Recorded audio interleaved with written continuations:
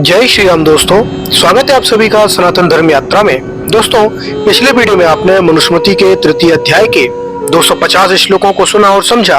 अब आइए चलते हैं मनुस्मृति के तृतीय अध्याय के 251वें श्लोक से लेकर 270वें श्लोक तक, और आज इन श्लोकों को सुनने और समझने का प्रयास करेंगे। तो आइए सबसे पहले देखते हैं 251वां श्लोक।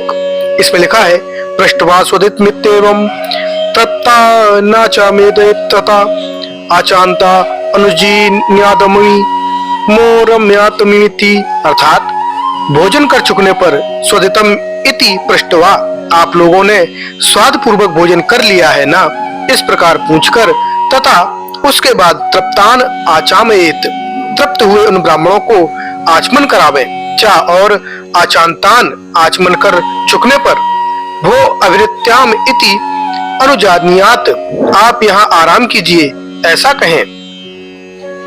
उसके बाद 252वां श्लोक है।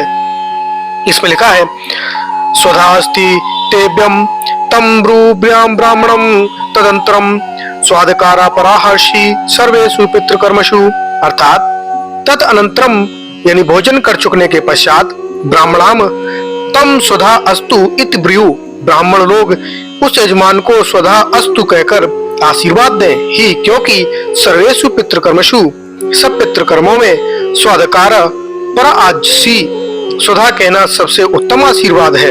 उसके बाद 253वां श्लोक है।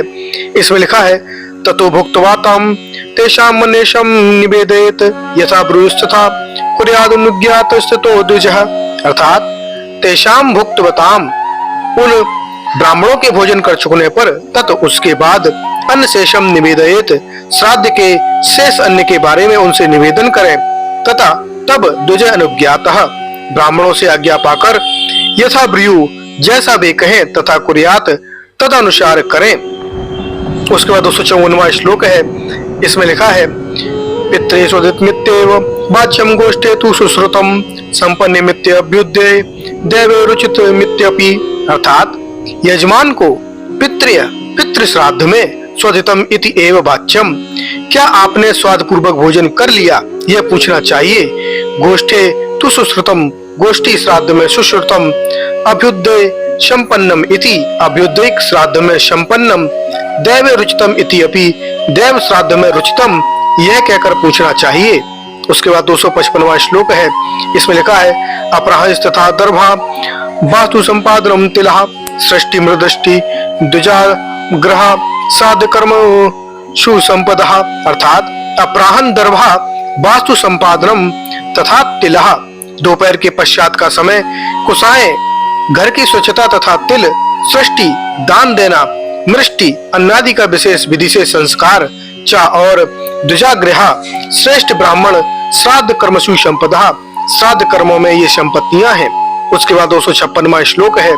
इसमें लिखा है, दर्भा पवित्रम पूर्वहो हविष्याणि च सर्वशः पवित्रम यच्च पूर्वोक्तम विज्ञाः व्यसंपदः, अर्थात दर्भा पवित्रम पूर्वाहम सर्वसा च हविष्याणि, कुसाएं मंत्र दोपहर से पूर्व का समय और सब हवियां, यत च पवित्रम पूर्वोक्तम, और जो पहले श्लोक में पवित्र बातें कही हैं, हव्य संपदा विजया, इन्हें देव कर्म की संपत्ति समझना चाहिए। उसके बाद 257वां श्लोक है।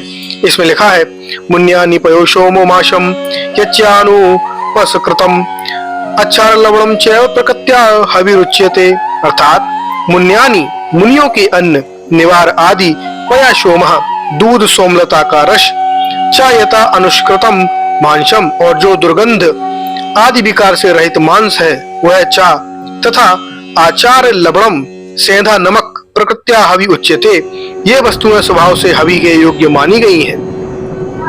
उसके बाद 258वां श्लोक है।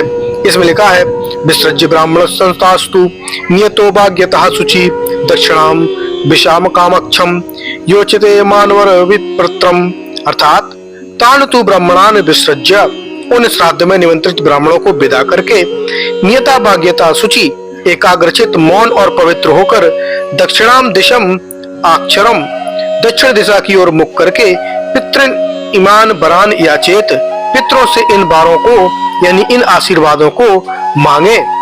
उसके बाद 259वां श्लोक है।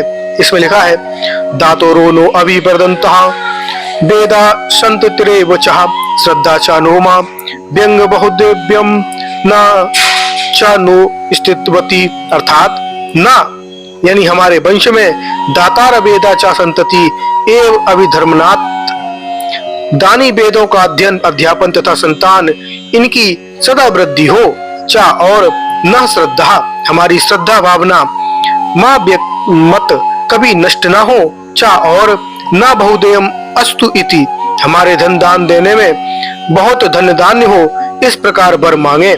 उसके बाद 260वां श्लोक है, इसमें लिखा है एवं निर्वणम कृत्वा पिंडाश्रित दंतरम गाम विप्रमजगनी बाप्रादेशपस्तु बाविक्षिपेत, अर्थात एवं निर्वणम कृत्वा इस प्रकार पिंडदान करके तदनंतरम उसके बाद तान पिंडान उन दान किए गए पिंडों को गाम विप्रम व अजम गौ ब्राह्मण या बकरे को प्राशयित खिला दे, व अथवा अग्निम व अपसु छिपेत अग्नि या जल में फेंक दे।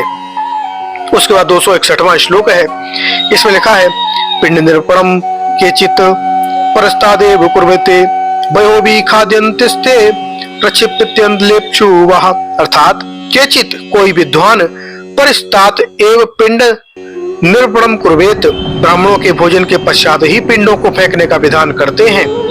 अन्य वयो भी खाद्यंती दूसरे कुछ विद्वान पक्षियों को खिलाने को कहते हैं। अन्लेवा अपसु प्रक्षंपंती कुछ आग या पानी में फेंकने का विधान करते हैं।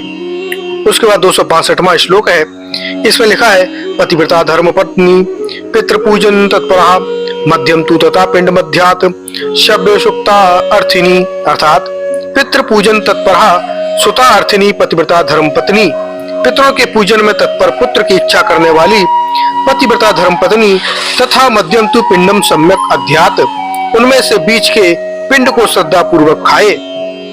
उसके बाद 263वां श्लोक है, इसमें लिखा है आयुष्मंतम सुतम सूते यशो मेधा समन्वितम धनवंतम प्रजावंतम सात्विकम धार्मिकम तथा, अर्थात वह पिंड का भोजन करने वाली स्त्री आयुष्मंतम आयुष्मान यशो मेधा अविंतम यश और बुद्धि से युक्त धनवंतम प्रजावंतम सात्विकम तथा धार्मिकम सुतम सूते धनवान संतानवान सात्विक तथा धार्मिक पुत्र को जन्म देती है।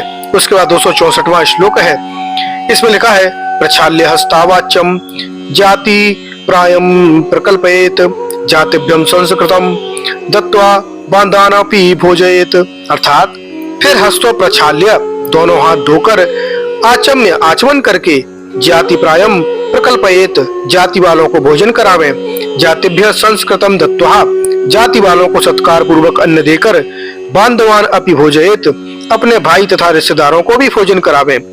उसके बाद 265वां श्लोक है, इसमें लिखा है उच्चैषणम तु यतिष्ठे धाव दिप्रः विसर्जितः ततो ग्रह बलिम कुर्यादपि धर्मो व्यवस्थितः, अर्थात यावत विप्रा विसर्जितः जब तक निमंत्रित ब्राह्मण विदा ना हो जाए तावत उच्छेषणम तु तिष्ठेत तब तक उनसे बचा हुआ भोजन ज्यों का त्यों रखा रहने दें। तत् ग्रह बलिम कुर्यात उसके बाद बलि वैश्यदेव करें तथा अन्य घर आदि के व्यक्तियों को भोजन करावें।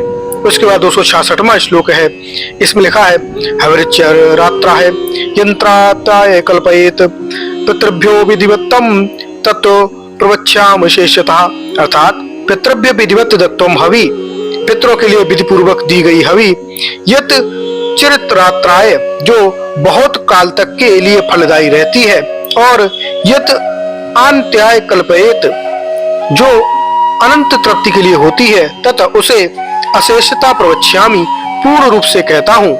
उसके बाद 267वां श्लोक है, इसमें लिखा है पितरों की तृप्तिदायक अन्न एवं मांस की तृप्ति की अवधि।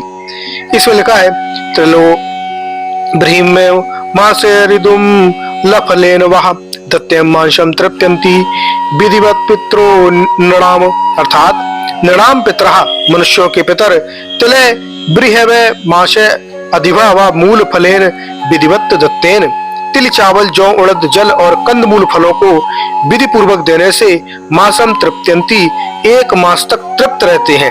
उसके बाद 268वां श्लोक है, इसमें लिखा है द्वयमासो मत्स्यमासेन त्रिमासेन हरिणेन तु और ब्रह्मेण चतुरः साकुलनाथ पंचवे, अर्थात पितर मत्स्य मासेन द्वयमासो मछली के मांस से 2 महीने तक, हरिणेन तु त्रिमासान हिरण के मांस से 3 मास तक, अथ और भेड़ चतुरहा और मेढ़े के मांस से 4 मास तक, अथ तथा साकुनेन व पंचहा पक्षियों के मांस से 5 महीने तक तृप्त रहते हैं। उसके बाद 269वां श्लोक है, इसमें लिखा है षष्ठमासाय सांजोगामाशेन पार्वतेन च सप्तवः अष्टावेणस्य मासेन रोर्वेण नवेदतु, अर्थात छाग मासेन षष्ठमासान बकरी के मांस से 6 महीने, चा और पार्श्वतेन सप्ताह चित्र मृग के मांस से 7 महीने, ऐषणस्य मासेन अष्टो काले मृग के मांस से 8 महीने तक, रौरवेण नव एवं तु रूर नामक मृग के मांस से 9 महीने तक पितर तृप्त रहते हैं। उसके बाद 217वां श्लोक है, इसमें लिखा है 10 मासांसु तृप्त्यन्ति बरहा महिषा मिषः सकुमुषम योस्तु मासेन मासान काश दशवतु, अर्थात बरहा महिष आमिषे 10 मासांतु तृप्यन्ति, सूअर और भैंसे के मांस से 10 मास तक पितर तृप्त रहते हैं। सक पूर्वयो मांसेन एकादश मांसान एव, खरगोश और कछुए के मांस से 11 मास तक पितर तृप्त रहते हैं। दोस्तों, अभी तक जो भी श्लोक चल रहे हैं, जो भी पितृक्रम या फिर श्राद्ध से संबंधित श्लोक हैं, जो मैंने अभी तक आपको बताए हैं पिछले जितने वीडियो में, वो सारे के सारे श्लोक प्रक्षेपित हैं।